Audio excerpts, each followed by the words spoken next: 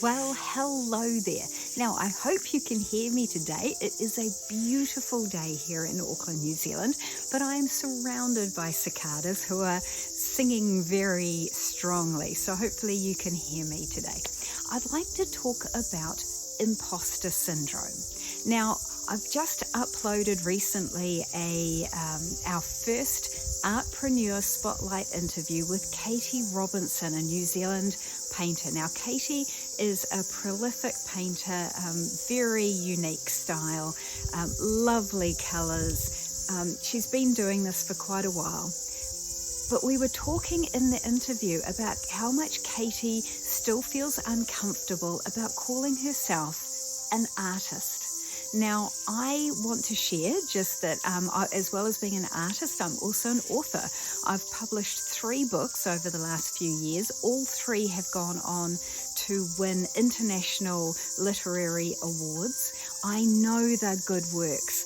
I know that that they're really good writing, but I still have deep inside, there is this struggle to call myself an author. But I made a decision that I was just going to, I am an author, it's published works, it's recognized, I am an author.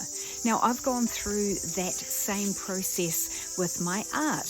You know, as you are starting out in the art world, as you are putting yourself out there into the public eye, as you are seeking to sell your work, at what point can you call yourself an artist? Now, in this conversation with Katie in the interview, which I do encourage you to watch, we also had a chat after that, continuing this conversation about imposter syndrome. Now, my question to Katie was, what is the definition of an artist? Who makes the call as to when you can define yourself to be an artist? Now, is that when you sell your first piece of art? In which case, Katie sold many pieces of art. Is it at which point you sell your second piece of art that you can call yourself an artist? Well, Katie sold 2 or more pieces, but Van Gogh didn't sell 2 pieces. He only sold 1 piece in his entire living career as an artist. Was Van Gogh an artist? Yes, of course he was. He wasn't recognized so well until after he had passed.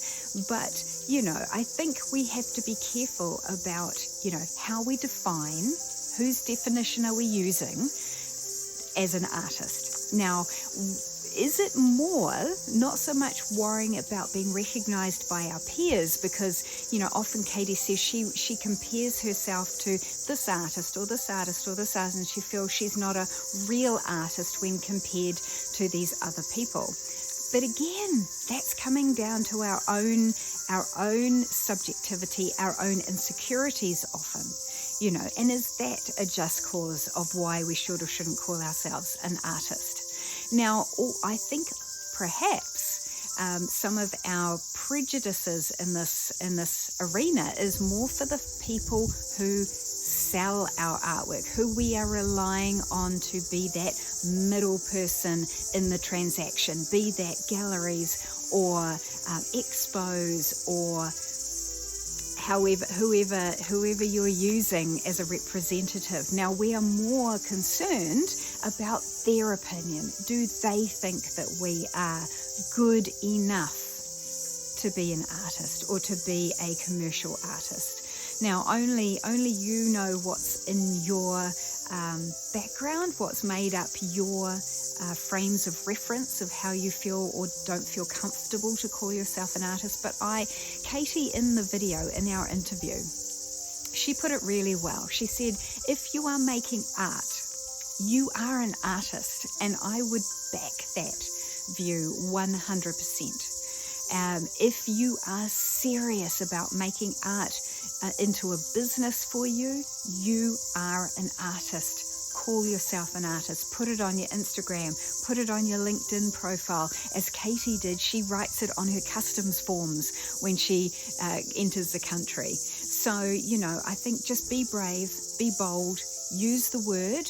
The more that you use the word, the more you'll be comfortable with it, the more that you will reflect that to the wider world in all of your promotions on your website and the words that you use. All right, so all the best with your art practice and being an artist, and have a great rest of your day.